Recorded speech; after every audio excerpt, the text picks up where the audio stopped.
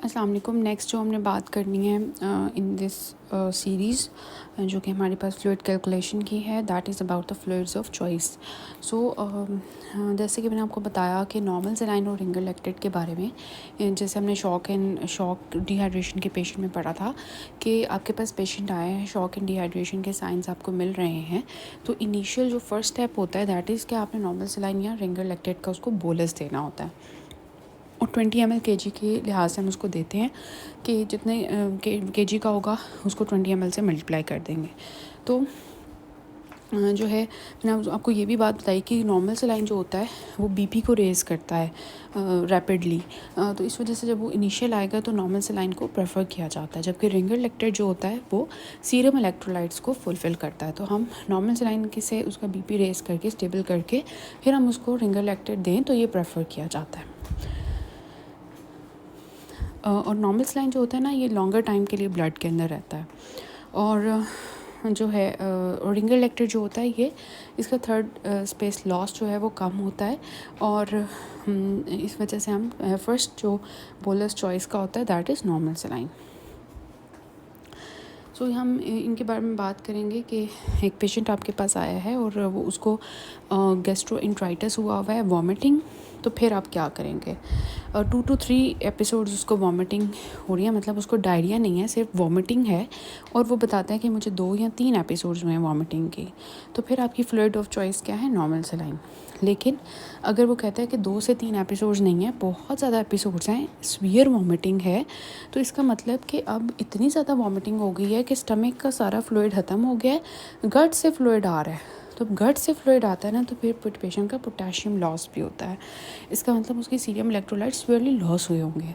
अब उसको आप सीरम इलेक्ट्रोलाइट्स वाला फ्लूइड दोगे तो आप रिंगर लैक्टेट प्रेफर करोगे। मतलब माइल्ड वॉमिटिंग है, 2 to 3 एपिसोड्स हैं, तो फिर आप उसको नॉर्मल सलाइन दोगे गैस्ट्रोएंटराइटिस के पेशेंट को। और अगर एक पेशेंट है गैस्ट्रोएंटराइटिस का, उसको सीवियर वॉमिटिंग है, बहुत ज़्यादा एपिसोड्स हो गई हैं, तो फिर आप रिंगर लैक्टेट प्रेफर करोगे। समझ आ गई? फिर आता है कि एक पेशेंट गैस्ट्रोएंटराइटिस का है, उसको वॉमिटिंग नहीं है, डायरिया है, तो फिर आप उसको रिंगर लैक्टेट प्रेफर करोगे because it is having diarrhoea में क्या है? सीरम इलेक्ट्रोलाइट्स लॉस हो रहे हैं, सोडियम पोटेशियम, तो आप उसको रिंगर लैक्टेट दोगे। तो डायरिया जो है उसमें आपने रिंगर लैक्टेट, मतलब अगर आपके पास दोनों आ गए हैं, वॉमिटिंग डायरिया दोनों, तो फिर आप रिंगर लैक्टेट दे दो उसको, ठीक है। फिर आप ये भी कर सकते हो कि अगर पेशेंट आपके पास शॉक में है ना, तो आप उसको एक साइड पे नॉर्मल सलाइन चला दो, एक साइड पे रिंगर लैक्टेट चला दो, ऐसे भी कर सकते हो। फिर सेप्टिक शॉक में आप नॉर्मल सलाइन दोगे पहले 1 से 1.5 लीटर, और फिर रिंगर लैक्टेट की तरफ जाओगे। हाइपोवोलेमिक शॉक के पेशेंट में भी सबसे पहले नॉर्मल सलाइन और फिर रिंगर लैक्टेट। उसकी रीज़न मैंने आपको बता दी कि नॉर्मल सलाइन जो है रैपिड बीपी रेज करता है। बर्न्स के पेशेंट में रिंगर लैक्टेट प्रेफर किया जाता है क्योंकि बर्न्स के अंदर एक्सेसिव इलेक्ट्रोलाइट्स लॉस होते हैं। हीट स्ट्रोक में नॉर्मल सलाइन या रिंगर कोई भी दे सकते हैं। मैंड्रेनेंस फ्लूइड के लिए आप उसको 0.45% नॉर्मल सलाइन दोगे 0.9% की जगह, और डेक्सट्रोज वाटर दोगे। For example in case of सब एक्यूट इंटेस्टाइनल ऑब्स्ट्रक्शन, हमने उसको एडमिट किया पेशेंट को सर्जरी में, और ताकि उसकी स्पॉन्टेनियस रेजोल्यूशन हो जाए, उसको हमने एडमिट करके ऑब्जर्व कर रहे हैं, तो फिर आप तब उसको डेक्सट्रोज वाटर जो है वो आप दोगे यहाँ पे 0.5% NaCl, 4-5% NaCl दोगे। एक पेशेंट आपके पास है डायबिटिक कीटोएसिडोसिस का, तो उसको आप नॉर्मल सलाइन दोगे। ब्लड लॉस का पेशेंट है तो packed RBCs with 0.9% NaCl। Hypoglycaemia का पेशेंट है तो 25% डेक्सट्रोज दोगे। AKI मतलब एक्यूट किडनी इंजरी का पेशेंट है तो नॉर्मल सलाइन दोगे। सेरिब्रल एडीमा के पेशेंट है तो उसको आप मैनेटोल दोगे। यहाँ पर हाइपरटोनिक सलाइन 3% NaCl है, ये पाकिस्तान में इतना अवेलेबल नहीं होता, मुश्किल से मिलता है, इस वजह से मैनेटोल प्रेफर किया जाता है। इसका काम क्या होता है? जो एडीमा हुआ होता है ये उसमें से वाटर को बाहर निकालता है, सेल्स जो स्वेल हुए होते हैं उनमें से, तो इनमें से आप कोई भी दे सकते हो। हार्ट फेलियर के पेशेंट में आपने फ्लूइड देना ही नहीं है, फ्लूइड रिस्ट्रिक्ट करना है। हाइपरनेट्रीमिया के पेशेंट में क्योंकि सोडियम ऑलरेडी इतना ज़्यादा है, तो आप उसको जो है 0.9% NaCl की जगह 0.45% NaCl दोगे या डेक्सट्रोज वाटर दोगे। हाइपर कैलेसीमिया के पेशेंट है तो उसके अंदर आप नॉर्मल सेलाइन दोगे। कैल्शियम के लेवल ज़्यादा है तो नॉर्मल सेलाइन क्या करता है कि कैल्शियम को जो है वो मतलब इतना ज़्यादा फ्लूइड है तो कैल्शियम को बॉडी से किडनीज़ के थ्रू बाहर निकालेगा। हाइपर कैलीमिया के पेशेंट है, इसके लिए अलग टॉपिक हम डिस्कस करेंगे इमरजेंसी का। तो उसके लिए हम कैल्शियम ग्लूकोनेट देते हैं ताकि वो हार्ट को प्रोटेक्ट करे एरिथमियास से। इंसुलिन विद डेक्सट्रोज देते हैं ताकि पोटेशियम सेल्स के अंदर जाएं। सोडियम बाइकार्बोनेट देते हैं और डायरेटिक्स देते हैं। पैंक्रियाटाइटिस का पेशेंट है तो उसमें हम रेंगर लैक्टेट देते हैं।